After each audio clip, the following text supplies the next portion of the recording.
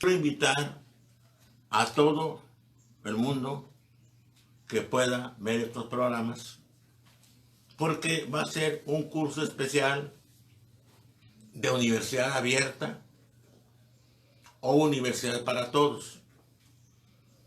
Mi nombre es José de Jesús Sandoval Acuña.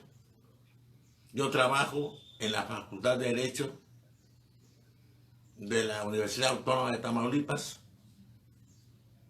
en Tampico, sede en Tampico, y trabajo también para el Instituto Superior de Ciencias y Estudios Superiores de Tamaulipas, el ICES, que tiene sedes en muchas ciudades de México. La Universidad Autónoma de Tamaulipas tiene como rector a un joven muy dinámico y muy trabajador, un hombre que está removiendo positivamente nuestra universidad y que tiene en la directora de la Facultad de Derecho, Elda Ruth de los Reyes, a una aliada de primer nivel. Elda Ruth ha estado trabajando increíblemente en esta facultad. En el poquísimo tiempo que lleva, ya tiene una idea muy clara de cuáles son las reformas, los programas y lo que necesita nuestra universidad. Y también trabajo, ya dije, en el ICES, Instituto de Ciencias y Estudios Superiores de Tamaulipas, cuya dirección está a cargo del rector emérito Carlos Dorantes Rosal, de su esposa, la doctora, al igual que él, Manola Costa de Dorantes, sus hijos, doctores también, Carlos Dorantes Acosta, Cristina Dorantes Acosta, y en Tampico, a cargo de las instalaciones de esta gran escuela, la doctora Sandra Ávila. Vamos a hablar de una serie de autores que pueden servir primero como cultura general, la cual siempre debe ser bienvenida y debe ser fortalecida, simplemente porque es el producto que han hecho muchos hombres a lo largo de la historia y que está ahí para que nosotros lo disfrutemos y también lo podamos recrear. Pero estos autores sirven para filosofía del derecho, para teoría del Estado, para la materia de sociología jurídica y desde luego, ya lo dije, como una cultura general a la que todos los humanos debemos aspirar hoy y siempre. Me gustaría que se escribieran muchos. Mis correos son, el correo que tengo ahorita disponible es Ciencia Nueva Jesús Sandoval. Está en YouTube. Tengo algo así como 944 inscritos y espero llegar muy pronto a 1000 y sobrepasar esa cifra. Vamos a hablar de Heródoto, vamos a hablar de Tucídides, vamos a hablar de Sócrates, no de sus obras, porque no escribió nada, pero sí de una obra extraordinaria, escrita por Platón, la Apología de Sócrates, donde vienen los detalles de su juicio. Vamos a hablar de Isócrates, un gran orador, mudo al parecer, nunca pronunció ningún discurso, pero los hizo excelentes. Vamos a hablar de Platón, cuando menos de la República y las leyes. No por la forma en que se ejercitaron estas ideas que se plasmaron, porque fueron ideas, fueron tal vez las primeras utopías del mundo, después acompañadas por la de ese filósofo cínico que escribió La Alforja, Crates, y después ya con el nombre acuñado por Tomás Moro y proseguido después por Francis Bacon y Tomás Campanella. Vamos a hablar de Aristóteles, de el Organón, y vamos a hablar mucho de la política, porque ahí se funda esta ciencia. Vamos a hablar de Demóstenes, de sus discursos, de sus filípicas, de sus olintias, de su discurso por el Chersoneso. Vamos a hablar de Polibio, vamos a hablar de su obra Historia Romana, que nos va a remitir también a la oligarquía espartana, que es muy distinta de la Atenas democrática que empezó a esbozarnos Heródoto en sus 9 libros de la historia y continuó más en detalle Tucídides en la historia de las guerras del Peloponeso. Polibio nos va a acompañar para analizar la República Romana, todavía un poco después de la Tercera Guerra Púnica. Vamos a hablar de Cicerón, de sus discursos, de sus berrinas, para mí excelentes, de sus menos, para mí, brillantes, pero muy conocidas, filípicas contra Marco Antonio, y también muy conocidas, pero también menos brillantes, sus catilinarias. Vamos a hablar de Tito Livio ab urbe condita, desde la fundación de la ciudad. Vamos a ver lo que aporta y en lo que nos hace a veces un poco de trampa este gran autor que al final no quería que su obra se publicara. Vamos a hablar, ojalá, que nuestros alumnos conozcan a los Gracos, Tiberio Sempronio Graco y Cayo Sempronio Graco, 2 optimates, que no obstante ser eso, la crema de la crema, los nada más y nada menos que nietos de Publio Cornelio Escipión Emiliano, el africano mayor, y José Cornelia, su hija mayor, que fueron defensores sinceros, con su vida lo pagaron, de los intereses del pueblo romano. Vamos a hablar también de Séneca, que nos da los 6 años buenos, junto con Afranio Burro y con también Agripina la Menor, los 6 años buenos de Nerón, el sexenio bueno de Nerón, y ver en qué forma se conecta este estoicismo con Epicteto y con Marco Aurelio. Vamos a hablar de Quintiliano, no solo en sus discursos, sino en sus participaciones oratorias, igual que Cicerón. No solamente en sus discursos, sino su estructura de discursos.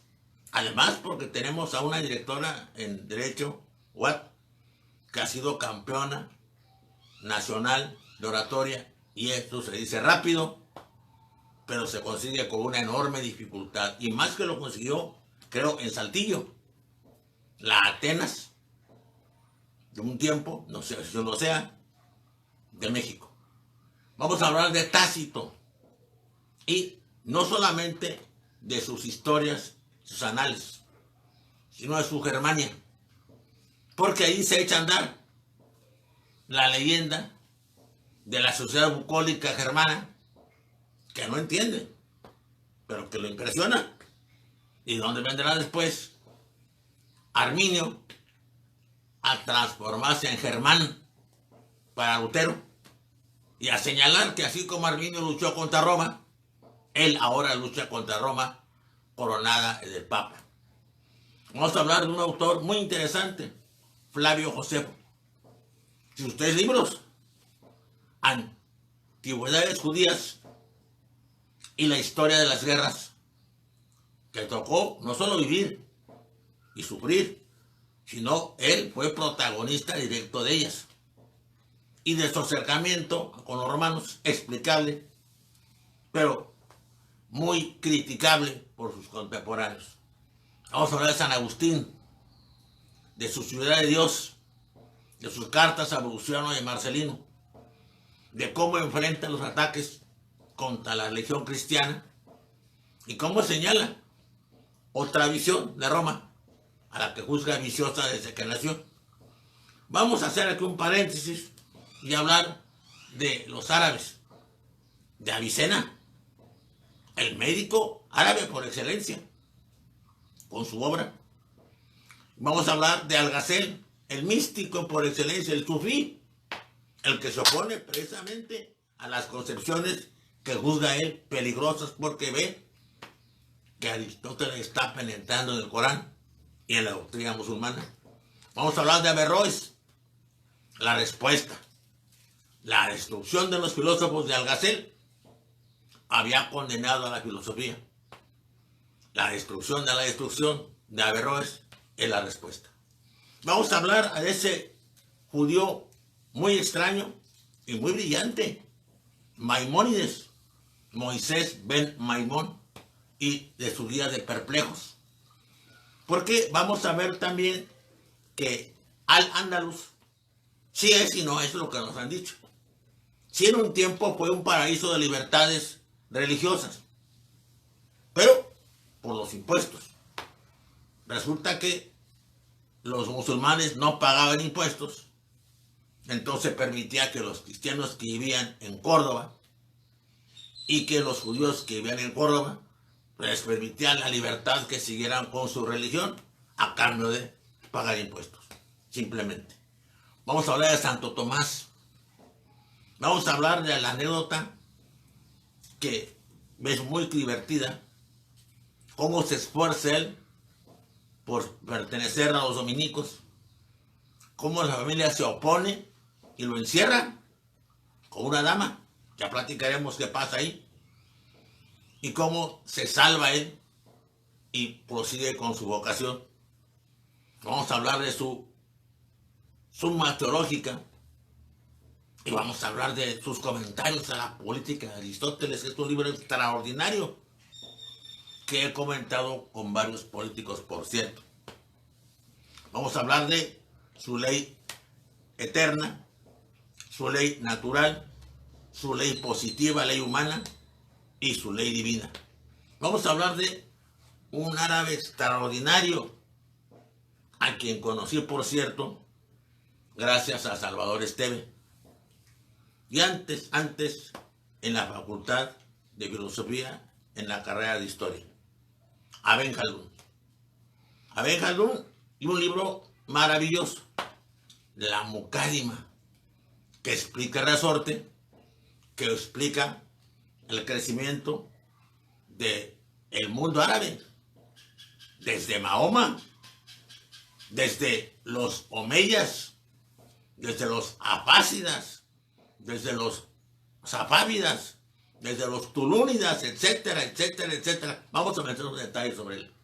Vamos a hablar también sobre el gran Maquiavelo, tan maltratado, tan reducido, tan criticado, tan señalado como simplemente un propugnador de la malicia, de la maldad, y que es presumido por muchísimos políticos. No he conocido a alguno que no presuma de haberlo leído.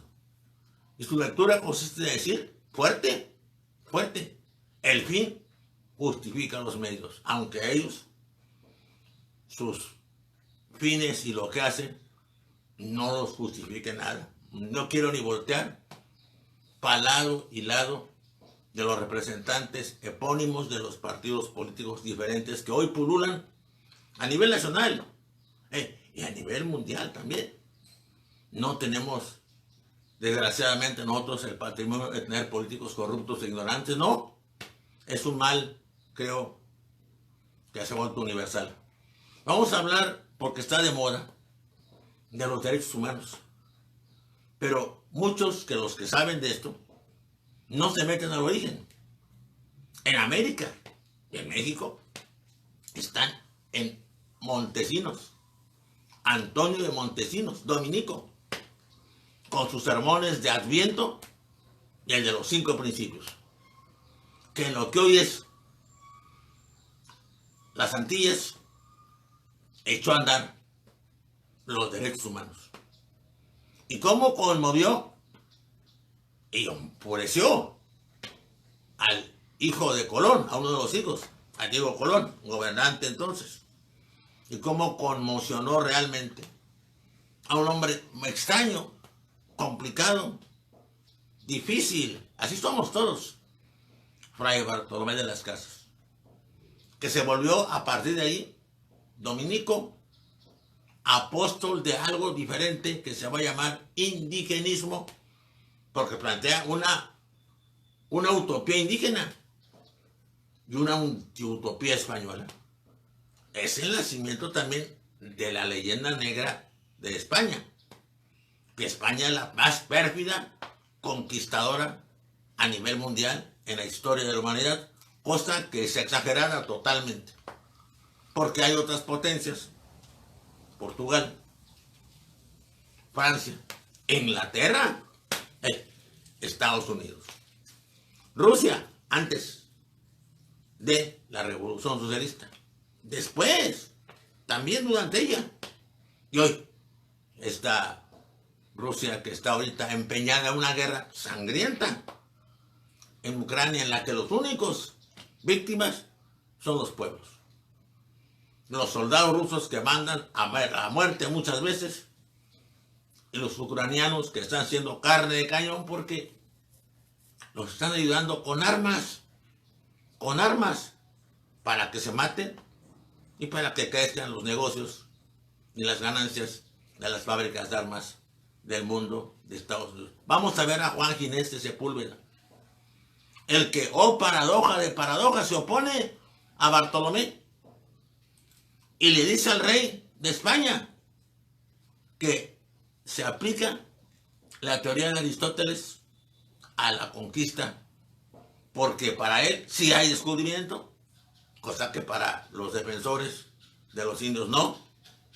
Para él sí hay superioridad absoluta, para ellos no. Y sí le dice al rey que acepte el Tratado de Tordesillas, la bula intercaetera, que le daban, según el Papa, el predominio absoluto sobre estos pueblos y sobre otros, y que se erige en monarca universal. Y curiosamente, la obra de Bartolomé, que lo perjudica, es publicada y después reproducida por Guillermo de Orange a todos los idiomas. Se volvió un bestseller y quedó planchada para siempre la leyenda de negra de España como la predadora universal, cosa que, insisto, es notoriamente exagerado. Tampoco es la promotora del evangelio a nivel mundial, tampoco es cierto eso. Vamos a detenernos tantito aquí, porque estamos llegando al límite que me da mi niña, mi secretaria, y luego si me paso de más se molesta, me regaña y me amenaza con ya no venir a ayudarme, porque pues la verdad es muy importante para mí. En un ratito estoy con ustedes otra vez para seguir con los autores que vamos a ver en este curso, al que quisiera con alma y vida que se inscribiera. Ya veremos la forma en que podamos dar reconocimientos por su participación, bien personales o bien, espero, si se cumplen ciertos protocolos, que sean estos extendidos tanto por la universidad como por el ICES. Muchas gracias, Dios los bendiga, nos vemos dentro de un rato, que estén bien.